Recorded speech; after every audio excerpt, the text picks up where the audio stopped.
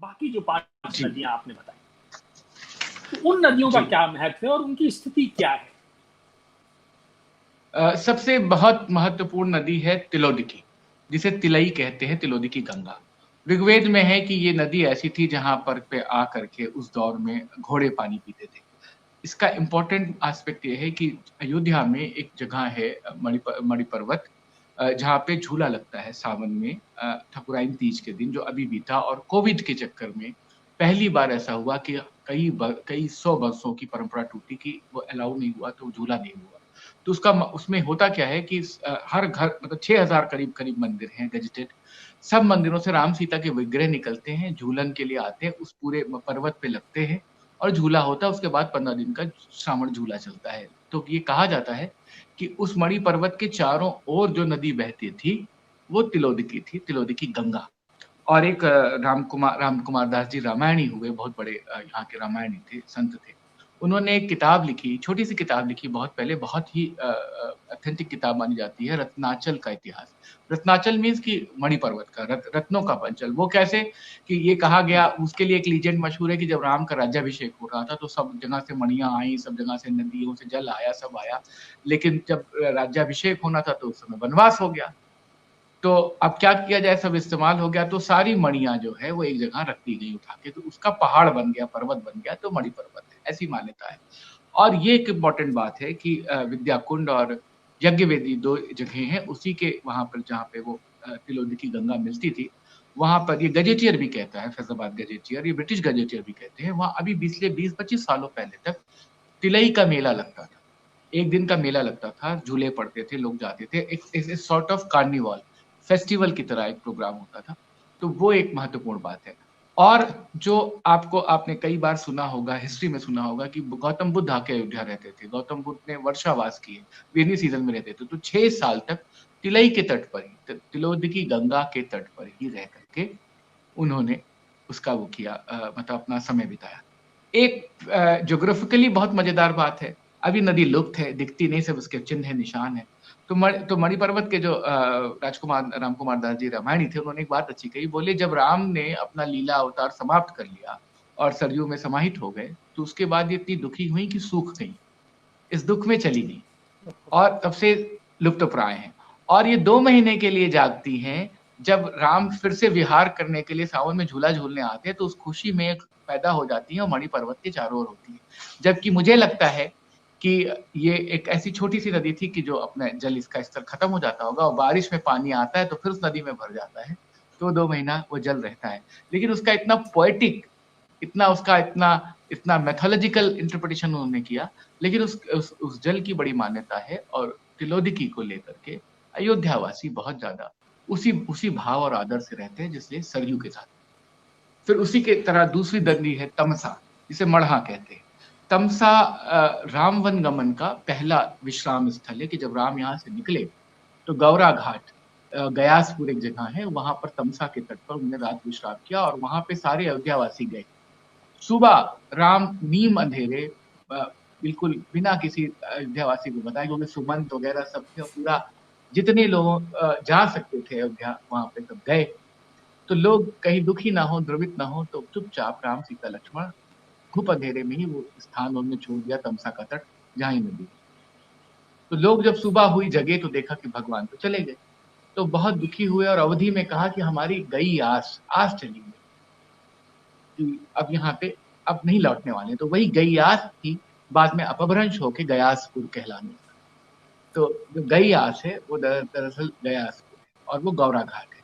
तो तमसा, और उसको मढ़ा भी कहते हैं, तो वो उसका अपना एक महत्वपूर्ण वो है।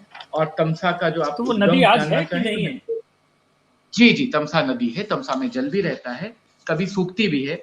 और तमसा के लिए ये कहा जाता है कि ये मढ़ा नाम से प्रसिद्ध है और मवई क्षेत्र से होती हुई अमानीगंज, रुदौली, सोहावल, मिल्कीपुर, मसौदा, बीकापुर, तारुन, सारे विकास खंडों को विभाजित करती हुई गोसाईगंज, अंबेडकर नगर के समीप से गुजरती है। तो एक इसका एक पूरा एक बड़ा वो है और बहुत सुंदर, जहां पर राम वन गमन स्थल है। कभी आप लोग या कोई भी व्यक्ति एक सैलानी भाव से भी, श्रद्धा के भाव से ना भी आना चाहे, तो एक सिर्फ उस सैलानी भाव से आकर देखे तो तमसा का तट बहुत ही खूबसूरत है, बहुत रमणीक है और वहां जा करके आपको बहुत अच्छा लगता है। लगता ही नहीं कि अयोध्या का भी कोई, जैसे लगता है किसी वन क्षेत्र में हम चले आए हैं, जबकि मुश्किल से 10-12 किलोमीटर पर वो आपको मिलता है। क्या बात है जी। अगली नदी, चौथी नदी। जी। और उसके अलावा फिर तमसा और मढ़ा, तिलोदी की गंगा है, फिर तमसा मढ़ा है।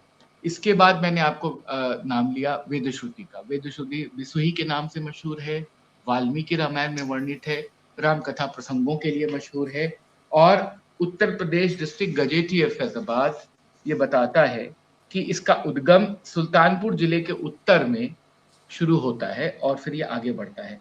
तमसा बिसुही संगम पर श्रवण क्षेत्र तीर्थ है। ये एक इंपॉर्टेंट बात है, जिस पर राजा दशरथ ने श्रवण कुमार को वो मारा था, बाण मारा था, और वहां उसकी मृत्यु हुई। तो जो श्रवण कुमार वध का जो स्थल है वो वही है, तमसा बिसोही संगम, और इसको श्रवण क्षेत्र कहलाता है। और आज भी वहां पे मेला लगता है दर्शन के लिए। इसमें अगहन की महीने की पूर्णिमा को, मीन्स की दिसंबर में जो पूर्णिमा पड़ती है उसमें मेला लगता है, और लोग आते हैं, और वहाँ बहुत ही सुंदर रमणीक स्थल बना हुआ है। तो वो जो है, और तो वहां पे वो मूर्ति भी बनाई है, बहुत ही मार्मिक मूर्ति है। कभी मैं आपसे फोटो शेयर करूंगा उसकी, कि बाण पड़े हुए वो श्रवण कुमार और दोनों माता पिता रो रहे हैं, मूर्ति है, और वहां उसके पैरों पे झुके बैठे हुए हैं दशरथ।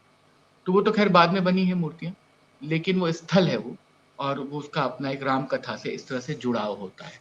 तो वो वेदश्रुति का मामला है।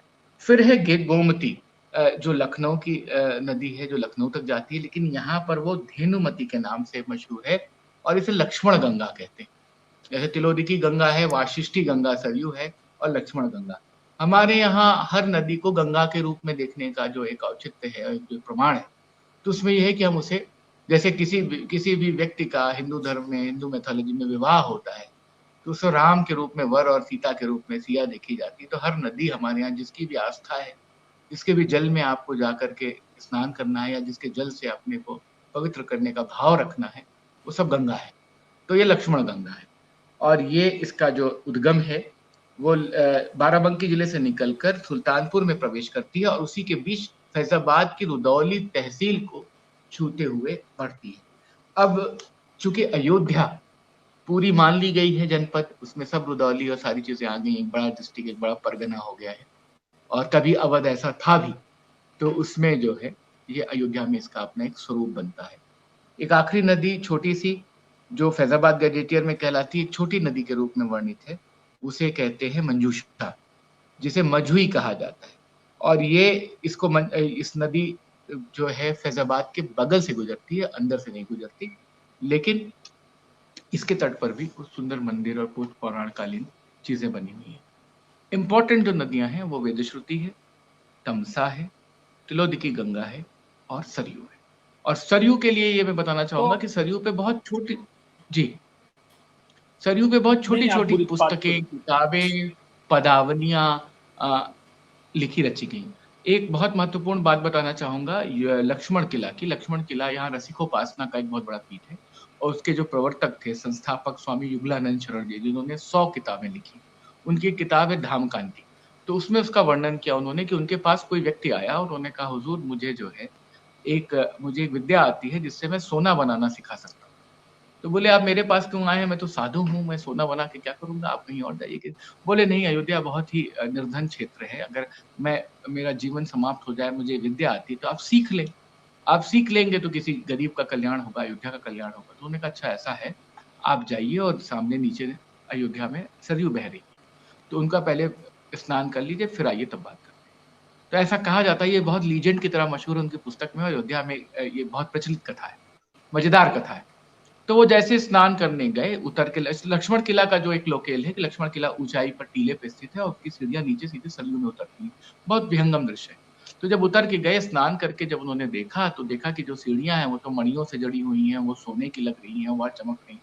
तो उनको विश्वास नहीं हुआ, उन्होंने फिर दोबारा नहाए, तीसरी बार नहाए, और वो बिल्कुल उसका रूप बदला हुआ दिखा। तो लौट के गए, उन्होंने कहा कि यह तो मुझे भ्रम हुआ है, और या ऐसी कोई बात है, आप बताएं इसका। तो बोलिए कि आपने गलत आदमी से गलत दरख्वास्त की है। अयोध्या में सब लोग भरे पूरे हैं, किसी में कोई निर्धनता नहीं, या ज्ञान का सत्व है। यहाँ हमारे पास कोई भी अज्ञानी नहीं है, और निर्धन वो होता है जिसके पास कोई धन ना हो। अगर हमारे पास राम नाम की महिमा गाने का धन है तो हम धनवान हैं। सरयू में स्नान मैंने इसलिए आपसे करवाया है कि सरयू स्नान आपको अयोध्या को देखने की दृष्टि देता है। चूंकि आपने ये कहा है मुझसे कि अयोध्या निर्धन है, तो सरयू ने आपको ये दृष्टि दी है कि अयोध्या निर्धन नहीं है। अगर इसके चारों तरफ देखोगे तो ये मणियों से आच्छादित है, और ये सोने की है, और यहाँ तमाम ऐसी बातें। तो कहने का मतलब ये है कि उन्होंने इस बात की स्थापना की कि एक नदी के बहाने आप अपने शहर को देख, जो उसका उसका जो एक सामाजिक, उसका जो एक सोशियो रिलीजियस कल्चरल महत्व है, वो ये है कि आप जब उसको अयोध्या में स्नान करते हैं, नदी में जाते हैं, तो उससे एक दृष्टि पैदा होती है, उसकी एक विहंगमता दिखाई पड़ती है। आप गंगा में उतरे बगैर बनारस को नहीं समझ, आप क्षिप्रा में उतरे बगैर उज्जैन को नहीं समझ सकते, आप इसी तरीके से सरयू में उतरे बगैर अयोध्या को नहीं समझ सकते। और अयोध्या में जो रामलीला प्रसंग है, उसमें तमाम सारी चीजें सरयू में होता है, जिसमें एक नाव नेवरिया प्रसंग कहलाता है, जो केवट को पार उतारने का, जो केवट पार उतारने की बात करता है। तो जो 15 दिनों की जो मैदानी रामलीला होती है, उसमें एक नाव नेवरिया केवट प्रसंग किया जाता है, वो सरयू में होता है, उसमें अथाह भी होती है। तो नदी का जो एक एस्पेक्ट है वो ये है कि वो आपको एक सांस्कृतिक रूप से भी संपन्न करती है। उसमें स्नान करना, उसके तट पर पूजा अर्चना करना, वो सब अपनी जगह है।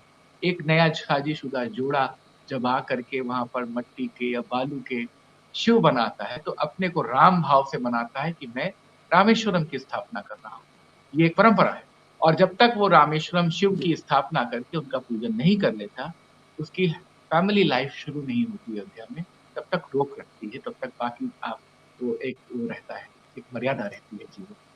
तो एक ये जो एक सुंदरता है, और नदी को जो एक अपना एक अंगीकार करते हुए आगे बढ़ने का मामला है, वो मुझे बहुत महत्वपूर्ण लगता है। मानस में जो कहा जाता है कि कविता की धारा ही दरअसल सरयू है, सरयू की तरह वो बह नहीं है, वो मानस नंदनी है, वो समुद्र से विवाह नहीं करती, उनमें जाके नहीं मिलती, तो वो ब्रह्मचारिणी है, वो अ, विष्णु के नेत्रों से उत्पन्न है, तो वो नेत्रजा है।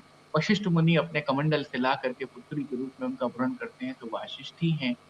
और राम के लिए तो वो हमेशा के लिए उनको इस लीला से, ये लीला से मुक्त करके उनको दोबारा देवत्व में स्थापित करती हैं, क्योंकि वो गुप्तहरि मंदिर से गोपातार घाट में प्रवेश करते हैं और जल समाधि।